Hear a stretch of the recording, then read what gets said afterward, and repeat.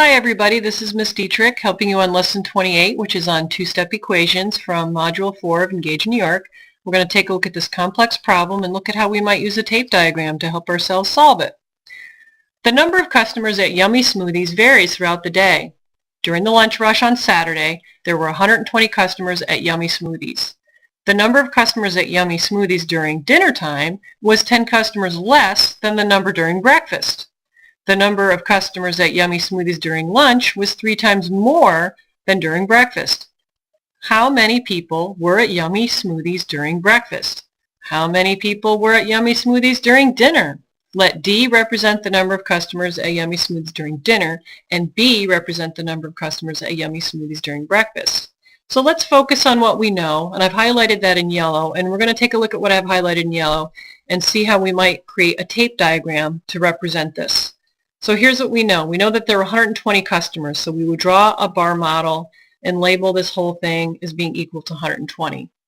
And we also know this little detail here. The number of customers at Yummy Smoothies during lunch was 3 times more than during breakfast.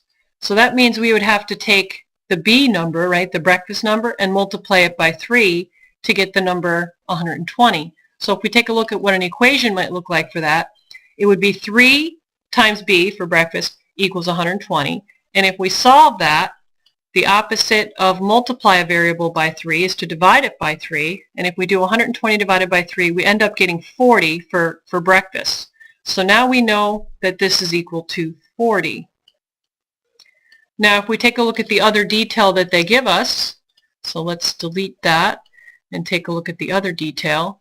We know a couple of things here. We know that the number of customers at Yummy Smoothies during dinner time was 10 customers less than the number during breakfast. So if this represents breakfast right here, this piece right here, that means that this has to be 10 less. So that means if we kind of think of 10 less than this, that leaves this left to be the dinner number, because the whole thing, remember, has to equal 40.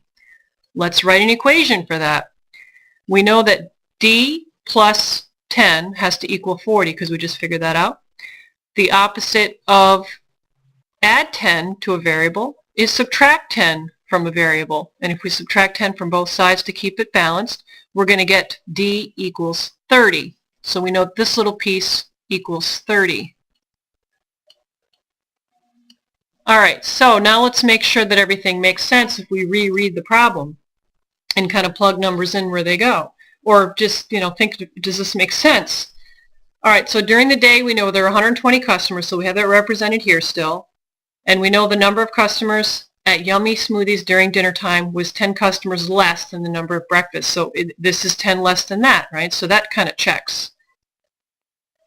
The number of customers at Yummy Smoothies during lunch was 3 times more than during breakfast. So if breakfast is 30, is this that many times more? Or, I'm sorry, 40. Is this 3 times more? And it is, 120. So everything kind of checks. So in review, we have the breakfast folks, we have 40, and for the dinner, we have 30.